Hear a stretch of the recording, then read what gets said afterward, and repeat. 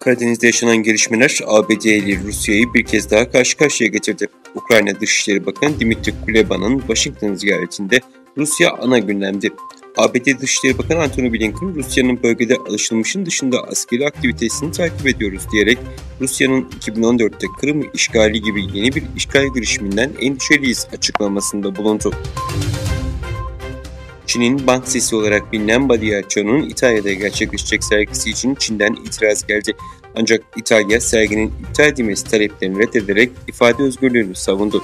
10 yıldan fazla bir süredir Çin Komünist Partisi'nin başına bela olan Badiaccio, 1989 Tiananmen Meydanı katliamından Nobel Barış Ödülü sahibi Liu Xiaobo'ya yapılan muameleye kadar politikacılarla alay etmesi ve hassas konuları ele almasıyla ünlendi.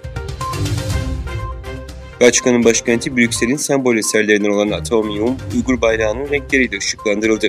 Uygurlara destek amaçlı ışıklandırılan Ateneum'da Uygurlara özgürlük yazılarına yer verildi. Fransa'dan deniz yoluyla İngiltere'ye geçen göçmen sayısı bir günde 1185'e ulaşınca İngiltere Fransa'ya uyardı. İngiltere'ye geçtikten sonra göçmenleri geri döndürmenin mümkün olmadığını belirten İngiltere Başbakanı Boris Johnson, Cumhurbaşkanı Emmanuel Macron'u göçmen krizi için daha fazlasını yapmaya çağırdı. Fransa, Almanya ve İtalya'nın çağrısıyla Fransa'nın başkenti Paris'te Uluslararası Libya Konferansı düzenlendi. Libya'daki son gelişmelerin değerlendirildiği konferansa ABD ve Rusya dahil olmak üzere çok sayıda ülke katıldı. Konferans sonrası yayımlanan bildiride Libya'daki taraflara 24 Kasım'da düzenlenmesi planlanan seçime saygı gösterme ve sonuçları kabul etme çağrısı yapıldı. Afganistan'ın başkenti Kabil'in batısında Şiilerin çoğunlukta olduğu bölgede bir minibüse yerleştirilen bomba infilak etti. Bir Taliban yetkilisi patlamada 6 kişinin hayatını kaybettiğini, 7 kişinin yaralandığını açıkladı.